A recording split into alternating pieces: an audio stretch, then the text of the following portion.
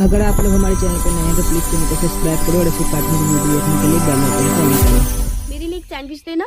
अभी बना देता हूँ बेटी।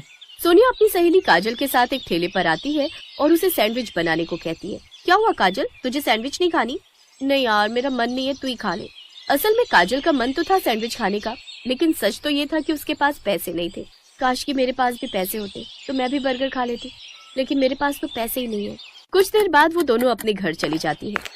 घर लौटते वक्त काजल अपने मन में बस एक ही बात सोच रही थी, पता नहीं आज भाभी ने खाने में क्या बनाया होगा, काश की रात को कुछ अच्छा खाने को मिल जाए। कुछ देर बाद काजल घर पहुंचती है। भाभी, खाने में क्या बनाए? खाने में घी की सब्जी बनाई है काजल, चल हाथ धो लो, मैं खाना लगा देती हूँ।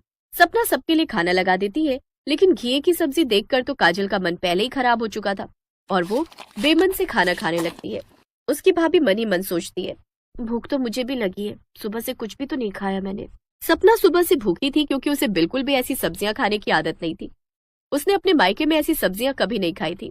अपने ससुराल से अच्छी तो मैं अपने मायके में ही थी, कम से कम मुझे वहाँ खाने पीने की तो कोई कमी नहीं थी। तभी उसका पति, अरे क्या हुआ सपना, तुम खाना नहीं खा रही?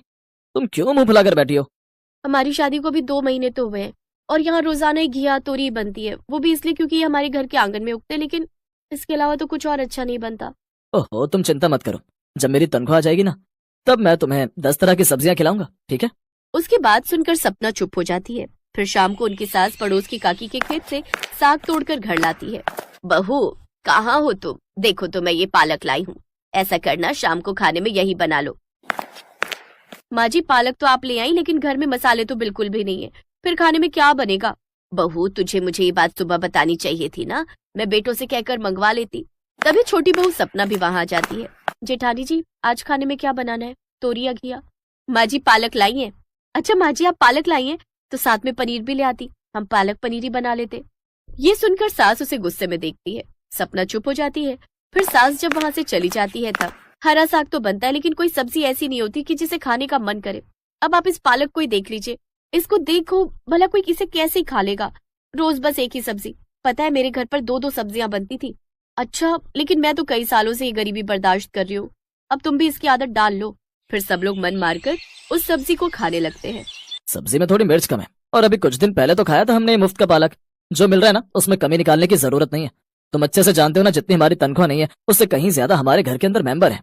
बिल्कुल सही कहा राजेश ने, हम सब इतने सारे लोग हैं तो कुछ अच्छा कैसे ही बन सकता है। लेकिन पिताजी, घर में एक बार में 2 सब्जियां तो बननी चाहिए। अगर किसी को एक सब्जी पसंद ना आए तो कम से कम वो दूसरी सब्जी तो खा ही सकता है ना। लेकिन नहीं, यहाँ तो बस एक ही बार में एक ही सब्जी बनती है। 2 तरह की सब्जी? शायद तुझे नहीं पता कि घर में कभी कुछ अच्छा बनाने की सोचो या 2-3 तरह की सब्जियां तो समझ 300 रुपए तभी खत्म हो गए। ये तो सिर्फ हमें ही पता है कि इस घर का गुजारा कैसे चल रहा है। यहाँ तो कुछ भी बात कहो तो लेक्चर मिल जाता है। कुछ ऐसे हालात थे इस बड़े से और गरीब घर के, जहाँ सच में ही घर के सभी लोग अच्छा खाना खाने के लिए तरस गए थे। कुछ दिन बाद गली से एक गोलगप्पे वाला जा रहा होता है, जहाँ बहुत से गांव के लोग खड़े होकर गोलगप्पे खा रहे होते हैं। हाय, मेरा भी कितना मन कर रहा है गोलगप्पे खाने का, लेकिन मुझे तो खुद गोलगप्पे खाए हुए बहुत दिन हो गए। लेकिन छोड़ना, जो चीज मिल ही नहीं सकती उसकी क्या ही ख्वाहिश करनी। चलो चलकर अब इन 100 रुपए से आटा लेकर आती है, नहीं तो माँ जी खूब सुनाएंगी। वो दोनों देवरानी जेठानी बाजार चली जाती है, जहाँ उन्हें एक रेस्टोरेंट से बहुत ही अच्छी खुशबू आ रही थी। वाह दीदी, कितनी अच्छी खुशबू आ रही है, जी तो चाहता है यहाँ से खाना चुरा कर भाग जाऊं। कई बार मेरा भी बड़ा मन होता है कुछ अच्छा खाने को। मैंने तो शादी से पहले भी गरीबी देखी और शादी के बाद भी। पहले सोचती थी कि शादी के बाद अपने सारे शौक पूरे कर लूंगी, लेकिन यहाँ के हालात तो और भी बदतर है। अब तो मैंने सारी उम्मीद ही छोड़ दी है कि कभी हमें भी बढ़िया खाना खाने को मिलेगा। हम गरीबों की थाली में एक से दूसरी सब्जी होना ही बड़ी बात होती है। एक वक्त में केवल एक ही सब्जी नसीब होती है, वो भी बड़ी मुश्किल से। हाँ, क्या करें, हम लोगों को मजदूरी करके जो पैसे मिलते हैं उससे केवल एक वक्त का खाना ही नसीब हो पाता है। शायद यही हमारा नसीब है। चल अब घर चलते हैं। दोनों देवरानी जेठानी उदास मन से घर लौट रही थी कि उनकी नजर नदी में डूब रही एक बच्ची पर जाती है। बचाओ बचाओ! अरे वो देखो, कोई बच्ची वहाँ डूब रही है, हमें उसे बचाना होगा। लेकिन उसे बचाएंगे तो तब ना जब हमें खुद तैरना आता होगा। हाँ, तैरना तो मुझे भी नहीं आता, लेकिन फिर भी हमें उसे बचाना होगा। अब वो दोनों जैसे तैसे करके एक दूसरे का हाथ पकड़कर उस नदी तक जाती है और उस बच्ची को डूबने से बचा लेती है।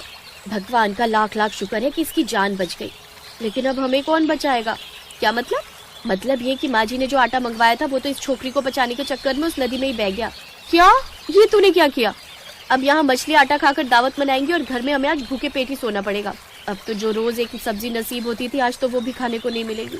ना जाने क्यों भगवान हम गरीबों पर ये सब अत्याचार करता है। उनकी बातें सुनकर वो बच्ची बोली, फिक्र मत करो, अब आज के बाद तुम लोगों की सारी चिंताएं खत्म हो जाएंगी। तभी वो बच्ची एक परी के रूप में बदल जाती है। हे भगवान, जादू, ये तो परी बन गई। हाँ, मैं एक परी हूँ जो परी लोक से धरती लोक पर घूमने आई थी और यहाँ पर इंसानों की परीक्षा ले रही थी।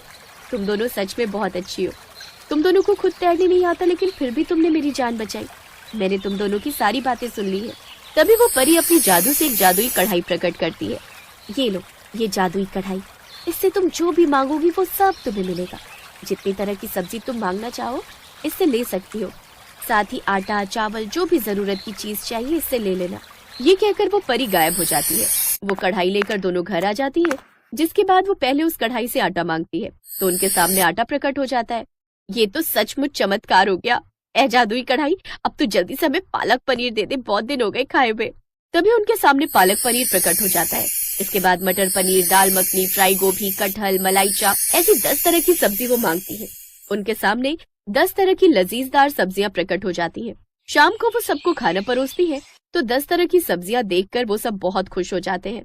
आज ये 10 तरह की शाही सब्जियां, वो भी हम गरीब की रसोई में, ये भला कैसे मुमकिन है? अब से ये 10 तरह की सब्जियां तुम्हें हर रोज खाने को मिलेंगी। फिर उस जादुई कढ़ाई की बात वो सबको बताती है, जिसे सुनकर वो बहुत खुश होते हैं। क्या सच में भाभी? फिर तो क्या हम जादुई कढ़ाई से सैंडविच, बर्गर, चाउमीन, गोलगप्पे ये सब भी मांग सकते हैं? हाँ हाँ बिल्कुल, जो भी तुम चाहो। उस दिन के बाद से गरीब की रसोई में भी हर दिन 10 तरह की सब्जी होती है।